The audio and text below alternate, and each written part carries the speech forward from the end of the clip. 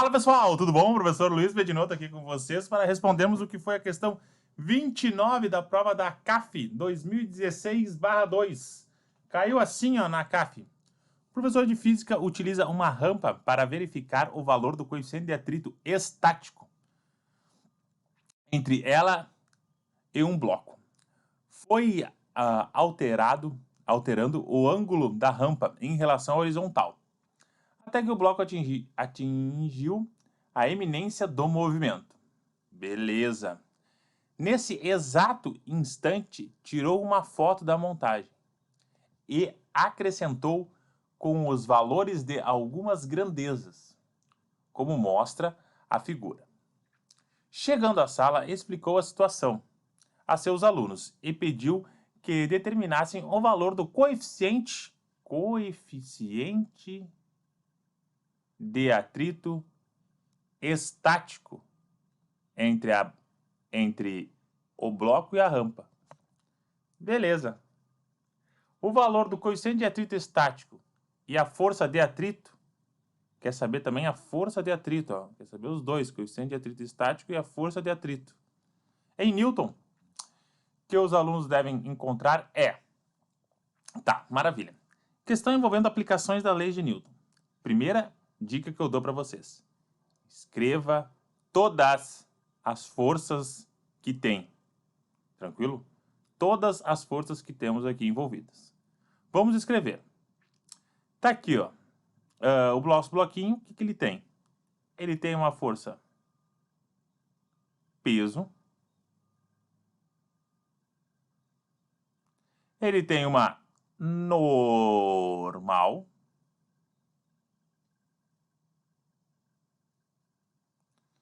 Normal. Essa força peso eu posso decompor ela em duas. Na P de Y e na P de X. Beleza? Tem uma força de atrito. Se opõe ao movimento. Tá aqui ela, ó, contrário, ó. Que é a nossa força de atrito. Tá aqui todas as forças desenhadas para nós. O que mais que a gente pode ver nesse desenho? Tá? Este ângulo que tem aqui, ó, é o mesmo ângulozinho que tem aqui. Tá bom? Mesmo ângulozinho que tem aqui. Maravilha? A gente pode perceber também que o quê? A normal, neste caso aqui, ó, ela é igual a P de Y. Tranquilo? Essa P eu decompus ela em duas, né? Como se ela não tivesse mais aqui. Decompus P de Y e P de X. Tá bom? Ficamos apenas com o quê, ó?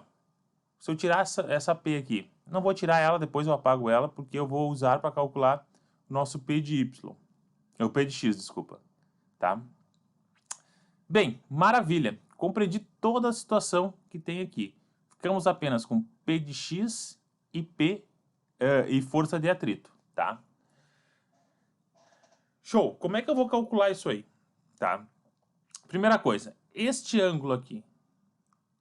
Repare, tem 60 aqui de altura, 80, né, deitado, e 100, que é o comprimento da nossa rampa.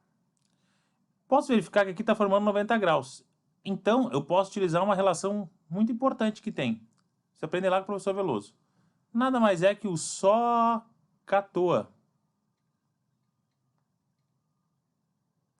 Opa, SOH. O SOH. Ou seja, o que é esse nosso SOH aí? O seno é o cateto oposto sobre a hipotenusa. O cosseno é o cateto adjacente sobre a hipotenusa. E a tangente vai ser o cateto oposto sobre o cateto adjacente. Maravilha. Vamos lá. Seno, cateto oposto, 60, hipotenusa, 100. Então vai lá, ó. 60 sobre 100.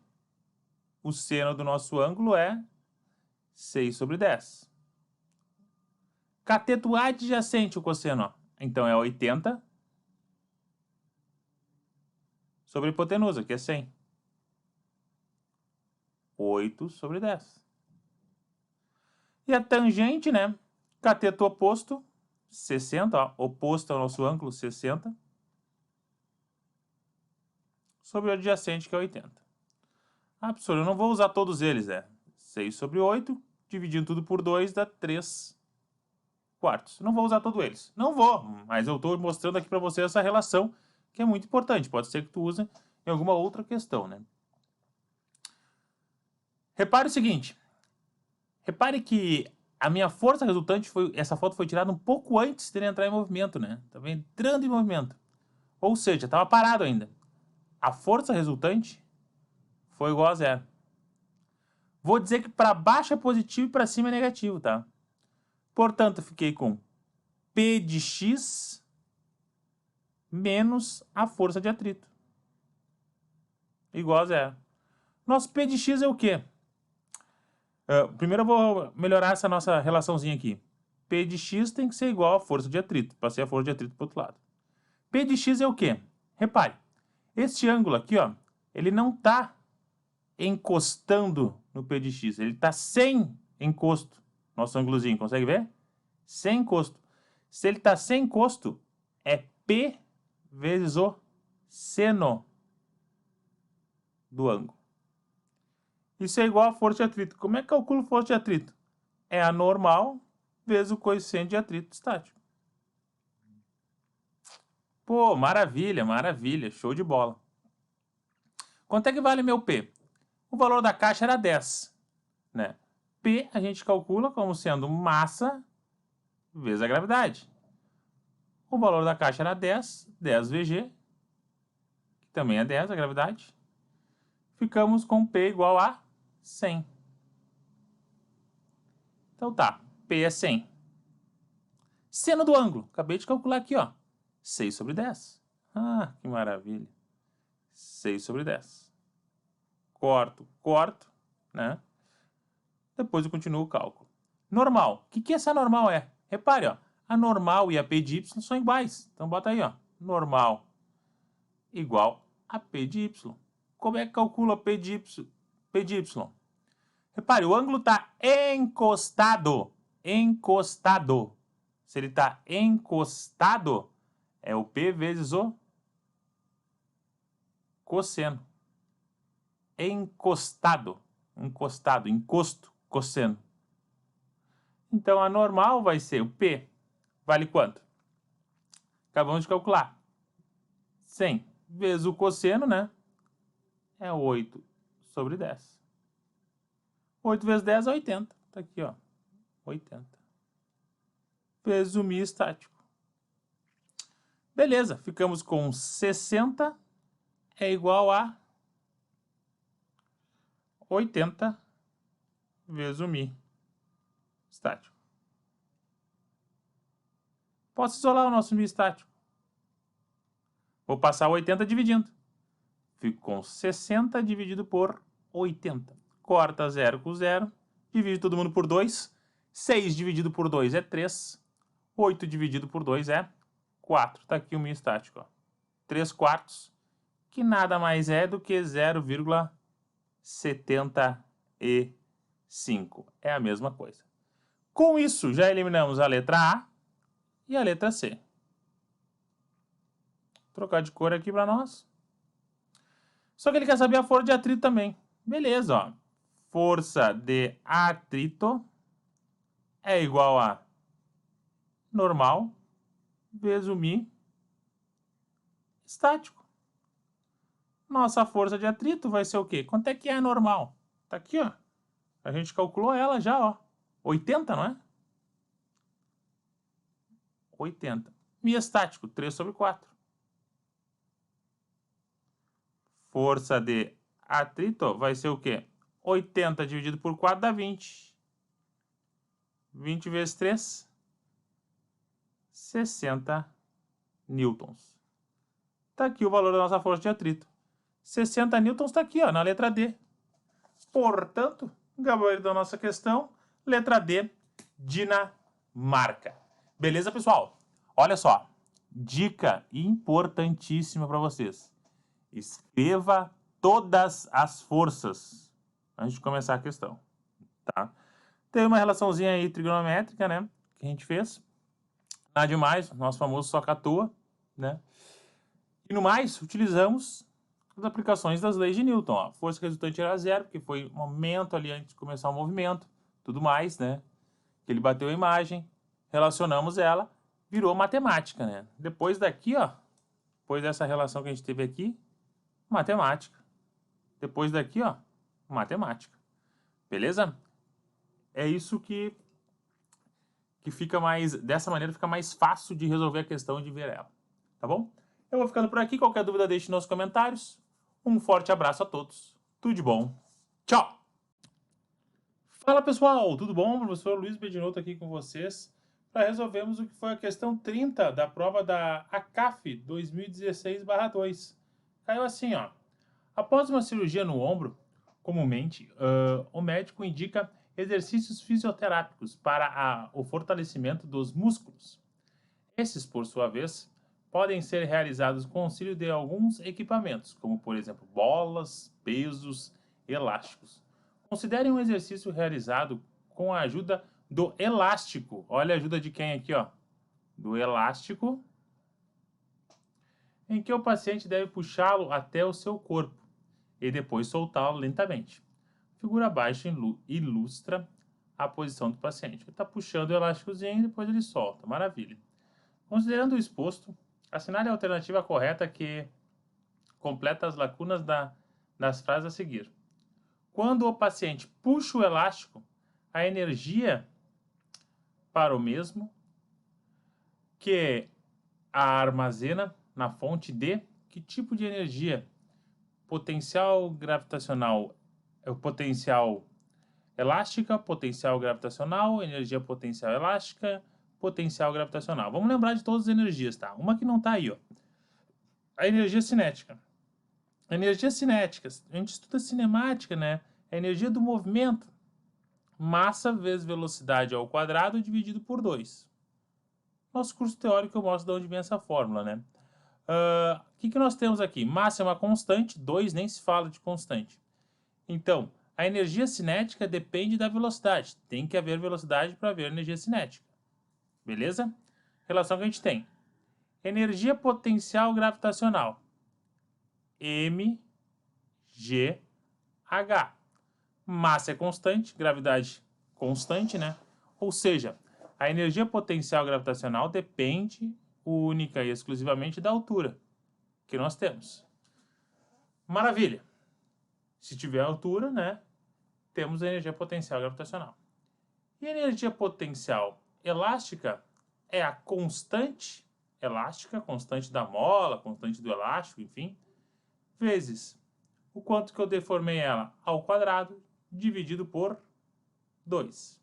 Mais uma vez, K é uma constante, 2 é uma constante, depende, né,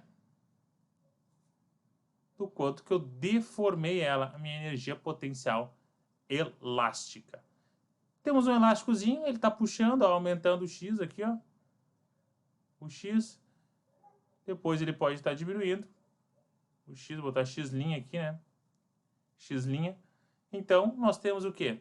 Apenas a nossa energia potencial elástica ocorrendo no nosso sistema, né? Então, não pode ser a letra B, que fala de energia potencial gravitacional, e não pode ser a letra D. Ah, já melhorou muito a nossa vida, né? A força aplicada pelo elástico na mão do paciente é uma força... Bem, como é que calcula a força elástica, né? Força é Kx, constante elástica vezes x. Nossa lei de Hooke, basicamente, né? Quanto mais, ó, vou até trocar de cor aqui. Quanto mais eu esticar ele, ó, mais força eu estou fazendo. Quanto menos esticar, menor força eu vou estar fazendo. Beleza? Relação que a gente tem aqui, ó, diretamente proporcional entre o x, quanto que eu deformo meu elástico, com a força. Então, isso quer dizer que ela é variável. É variável. E, além disso, é uma força conservativa. O que são forças conservativas? São aquelas que não fazem o sistema perder energia. Como, por exemplo, né, força-peso, a força elástica, a força elétrica que nós temos. Portanto, gabarito da nossa questão, né, é a letra C de curso vaga certa. Tá bom, pessoal? Eu vou ficando por aqui. Qualquer dúvida, deixe nos comentários. Eu fico à disposição. Um forte abraço a todos. Tudo de bom. Tchau. Fala, pessoal. Tudo bom? Professor Luiz Bedinotto aqui com vocês para respondermos a questão 31 da prova da CAF 2016/2. Caiu assim, ó, na CAF. Um professor resolveu fazer algumas afirmações sobre óptica para os seus alunos. Para tanto, contou com o auxílio de óculos com lentes bifocais. Figura abaixo, estaria as lentes bifocais. Esses óculos são compostos por duas lentes, uma superior para ver de longe e outra inferior para ver de perto. Com base no exposto acima, e nos conhecimentos de óptica, analise as afirmações a seguir, feitas pelo professor. Tá, olha só. Uma para ver de longe e outra para ver de perto. Vamos analisar essa situação. Né? Para ver de longe, né? É o cara que está com problema de miopia, dificuldade para ver de longe. O problema que ele tem é miopia, onde a imagem está sendo formada antes da retina. Ó, consegue ver? A imagem aqui, ó, sendo formada antes da retina. Tranquilo? Para corrigir isso, vai ter que usar lentes divergentes.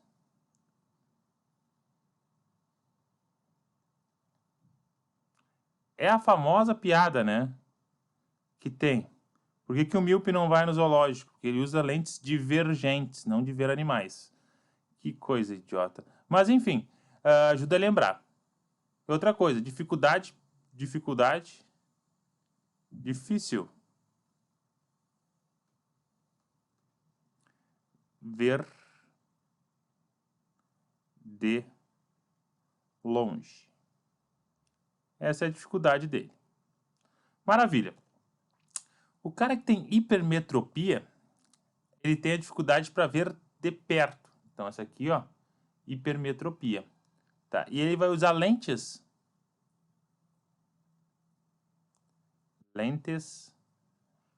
convergente. Lentes convergentes.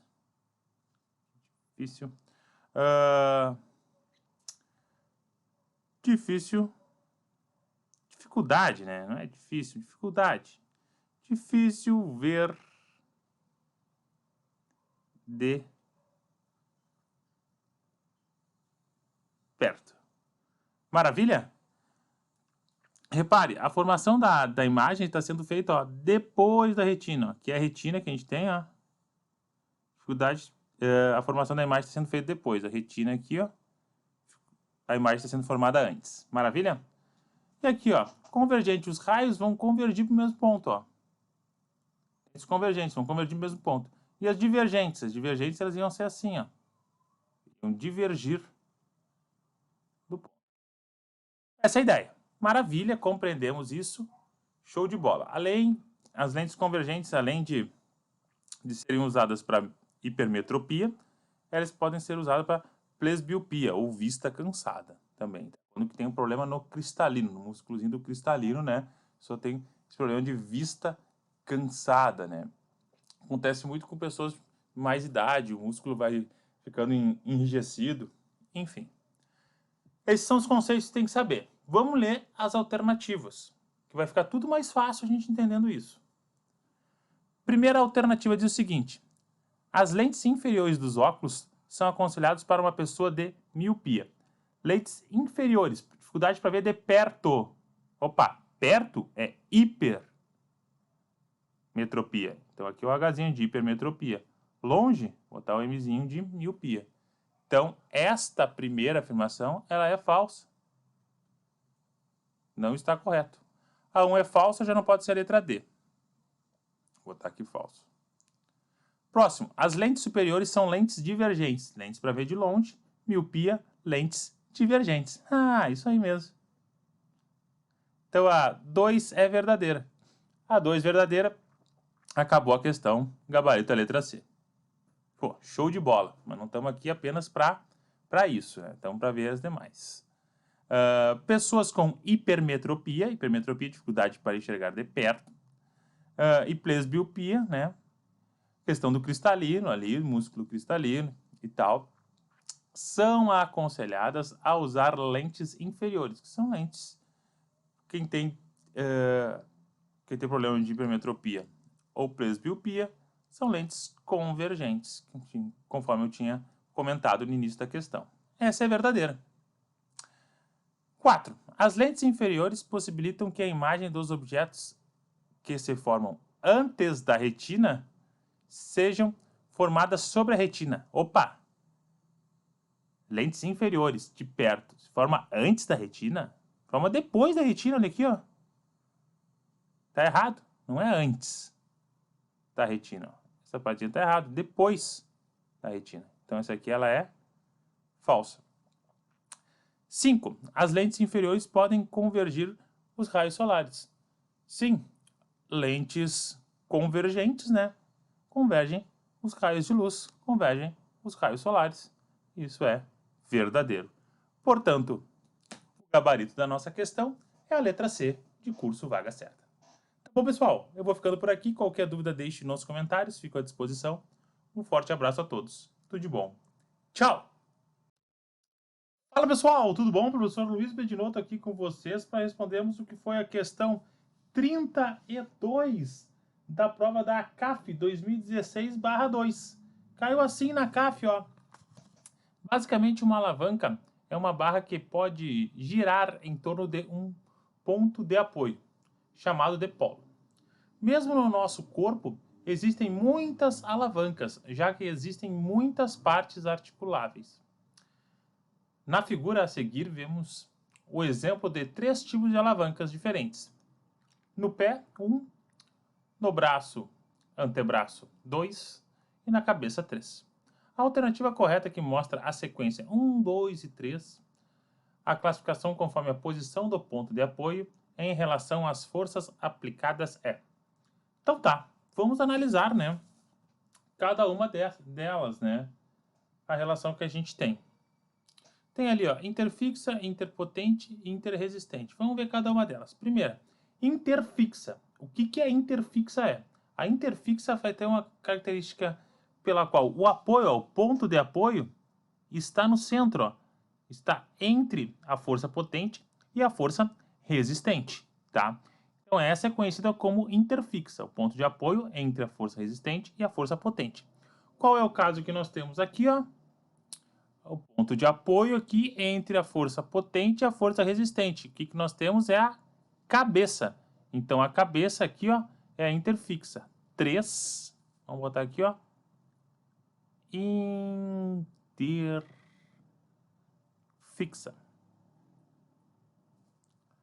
A 3 sendo interfixa, que maravilha, acabou a questão. Não é a letra A, não é a letra B, não é a letra C, só temos interfixa aqui, acabou a questão. Show de bola. Próximo que a gente tem, interresistente. Interresistente, o que é interresistente? A força resistente está próxima ao ponto de apoio, ó. E, obviamente, a força potente está mais afastada. É a mais afastada delas. Qual é o caso que a gente tem aqui? Temos a força resistente mais próxima do nosso ponto de apoio. Então, esse 1 aqui, ó, é o pé. O pezinho nada mais é que a interresistente.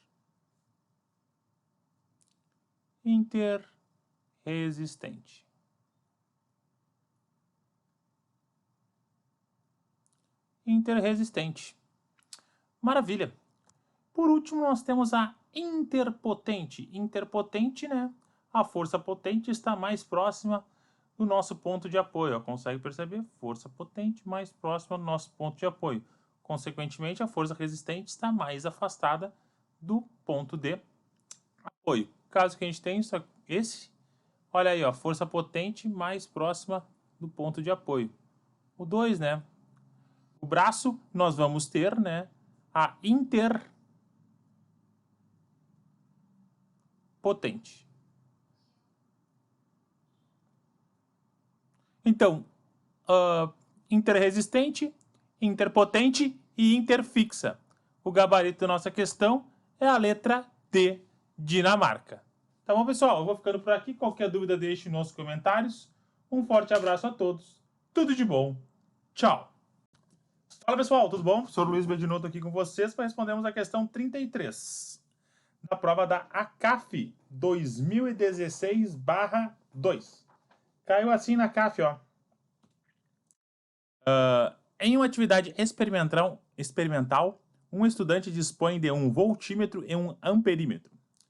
Uma lâmpada de potência desconhecida é ligada a uma fonte de tensão, estabelecendo um circuito acrescido de tais medidores. Beleza. A alternativa correta que mostra a conexão do circuito que permite achar o valor da potência, quer saber o valor da potência dessa lâmpada é... Bem, como é que eu calculo o valor dessa potência, né? Potência a gente sabe, né? Que nada mais é do que a nossa DDP vezes o I. Tá, beleza. Então eu tenho que achar o valor correto do DDP e achar o valor correto de I. Eu acho a minha potência. Basicamente isso. Como é que eu vou colocar esses equipamentos, né? Tanto o voltímetro quanto o amperímetro, né? O que é o voltímetro? Voltímetro mede volts. Volts é a nossa DDP. O amperímetro mede corrente elétrica, né? O Azinho aqui, ó. Ou seja, o nosso I aqui, corrente elétrica. Beleza. Vamos relembrar algumas coisas importantes, tá? O que é um resistor em paralelo? Resistor em paralelo. Resistor em paralelo. Ó, não esqueçam desse macete. Resistor em paralelo. O que nós vamos ter? Vamos ter o resistor neste formato assim, ó.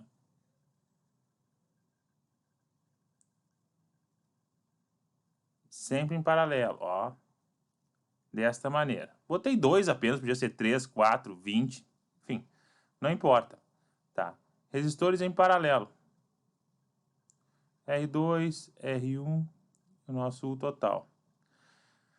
Nunca esqueça, paralelo. O U vai ser sempre o mesmo. Ó. O U total é o U que está na resistência 1, que é igual ao U que está na resistência 2, que é igual a pontinho. Se tivesse mais 10 aqui, seria igual, igual, igual. Corrente elétrica. Corrente elétrica total vai ser o quê? A corrente elétrica que passa em 1 mais a corrente elétrica que passa em 2. Ó. A corrente elétrica vem aqui, ó, e ela se divide em duas partes. Depois ela se junta de novo. Beleza? Mais pontinhos.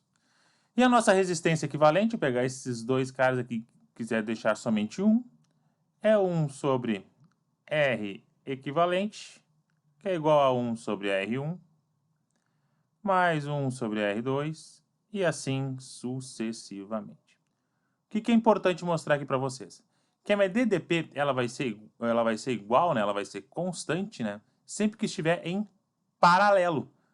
Ou seja, o voltímetro que mede a DDP tem que estar em paralelo. Qual é o caso que ele está em paralelo aqui que a gente tem? Primeiro, ele está em paralelo. Segundo, ele está em série. Não pode ser. O terceiro e quarto até está em paralelo. Beleza. O 3, o C e o D estão em paralelo também. Beleza. Poderia até ser. Maravilha. E o que são resistores em série?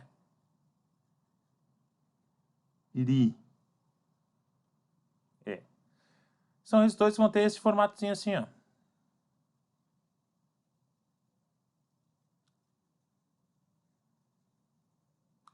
Vamos estar em série, um do ladinho do outro. Beleza? Desenha só dois aqui também.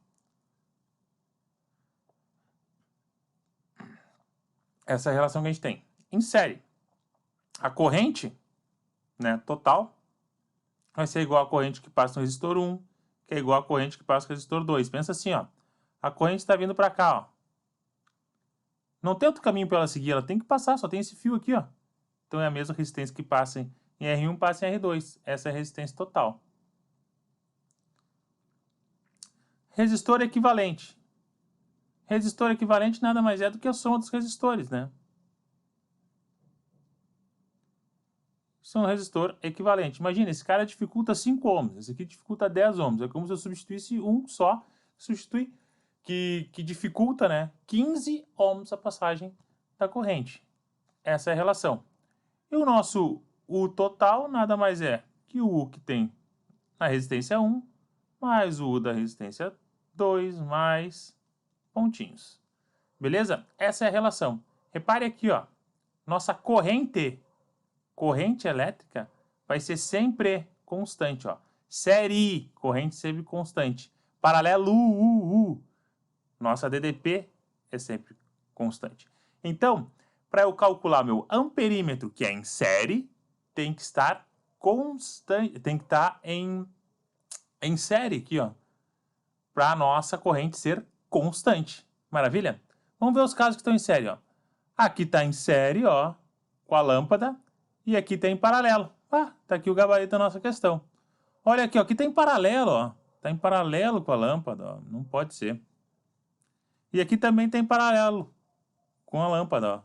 Repare, depois do nó aqui, isso aqui tudo é um paralelo. Ficou. Não pode ser em paralelo. O amperímetro tem que ser colocado em série. A única alternativa que eu consigo medir corretamente a minha DDP, né, através do meu voltímetro, que é o que eu quero, e de medir corretamente minha corrente elétrica, que é a que eu quero, sabendo eles, posso calcular minha potência, é a letra A, Argentina. Beleza, pessoal? Fiz um esquemão aí para vocês não esquecerem. Circuitos, né, em série e em paralelo, importante. Costuma aparecer bastante na prova da CAF, em demais vestibulares. No mais, eu vou ficando por aqui. Qualquer dúvida, deixe nos comentários. Eu fico à disposição. Um forte abraço a todos. Tudo de bom. Tchau! Fala, pessoal. Tudo bom? O professor Luiz Bedinotto aqui com vocês para respondermos o que foi a questão 34 da prova da CAF 2016/2. Caiu assim na CAF. O diapasão é um instrumento de metal em forma de Y que emite um tom puro quando percutido. É um método básico, rápido e de baixo custo. Porém, permite apenas a avaliação subjetiva da audição, devendo ser associado a exames físicos otorrinolaringológicos. Oh, beleza, que palavra bonita. Do paciente. Assinale a alternativa correta, que indica batimentos com 2 diapasões. Bem, maravilha. Batimento. A questão está perguntando sobre batimento. Tá. O que são batimentos, né? Batimento é quando o som de duas ondas sonoras com frequências diferentes, mas muito próximas, chegam aos nossos ouvidos simultaneamente, tá? Então, basicamente são o quê? São frequências muito próximas, mas são diferentes, tá? Chegando ao nosso ouvido. Essa é a relação que a gente tem. Tem uma imagem que eu trouxe aqui para vocês para demonstrar, ó. Repare, ó, X1, X2. São frequências muito próximas aqui que a gente tem. E o X aqui nada mais é do que a combinação do X1 com o X2. Aqui fica este formato, que é o nosso batimento. Portanto, vamos ler as alternativas. Entendemos o que é, tá? Vamos ler as alternativas. Quando os dois tiverem a mesma frequência. Não é quando estiver a mesma frequência. Tem frequências diferentes, frequências muito próximas. Quando os dois tiverem frequências ligeiramente diferentes. Olha aí. Tem relação. Esse é o gabarito da nossa questão. Vamos ver as próximas. Quando os dois vibrarem em ressonância. Não, nada a ver. Sentido nenhum. D. Quando a amplitude de vibração de um for maior que o outro. Não, não tem absolutamente nada a ver com a relação da amplitude, né, de um com o outro. Portanto, o gabarito da nossa questão é a letra B, Brasil. Show de bola, pessoal? Pegaram a ideia de batimento? No mais, eu vou ficando por aqui. Qualquer dúvida, eu fico à disposição. Um forte abraço a todos. Tudo de bom. Tchau. Fala pessoal, tudo bom? O professor Luiz Bedinotto aqui com vocês para respondermos o que foi a questão 35 da prova da CAF 2016/2. Caiu assim, ó. Ela.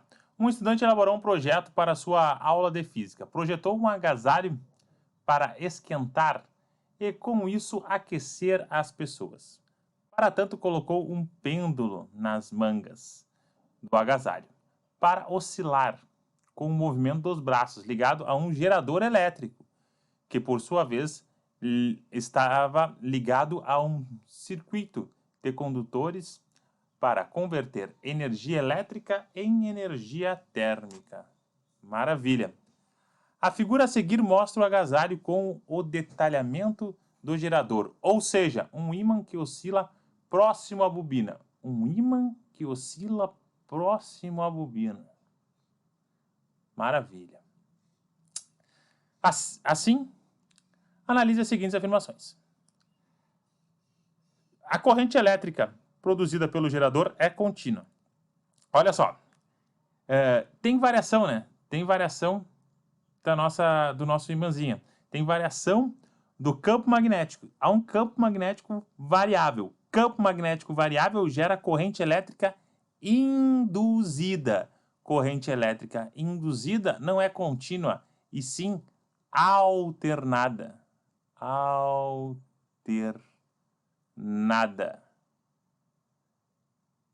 Um dos fenômenos do eletromagnetismo, campo elétrico variável, gera corrente elétrica induzida, que essa corrente elétrica ela é alternada. Justamente por causa disso que os transformadores só funcionam por corrente elétrica alternada. Beleza? Essa é a relação que a gente tem. Então, portanto, a primeira ela já é falsa. Show! Segunda. O fenômeno que explica a geração de energia elétrica nesse tipo de gerador é a indução eletromagnética. Exatamente isso que eu comentei na primeira, né? Campo magnético variável gera corrente elétrica induzida, né? Uma indução eletromagnética está induzindo a acontecer este fenômeno. Está variando de forma que a corrente elétrica se forma de forma induzida, né? Então, essa segunda aqui, ela é verdadeira.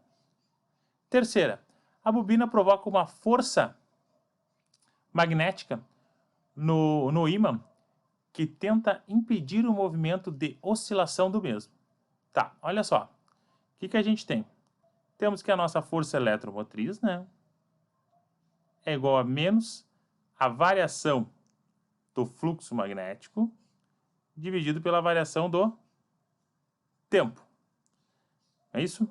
Repare o seguinte, tem que haver variação do fluxo magnético, né, para ver nossa força eletromotriz, para ver uma DDP, basicamente, né, há uma DDP, tem que haver DDP para ver corrente elétrica, conforme a gente já tinha comentado lá, dessa indução eletromagnética. O que significa esse sinal de menos aqui, ó? Esse sinal de menos quer dizer que ela sempre vai se opor, opõe ao movimento.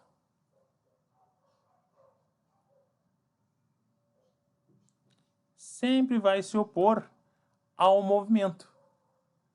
Então, a bobina provoca uma força magnética no ímã que tende a impedir, ó, se opor, ó, impedir o movimento de oscilação do mesmo.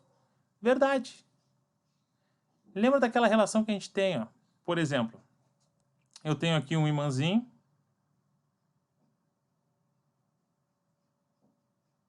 Norte-sul. Tem aqui uma bobina.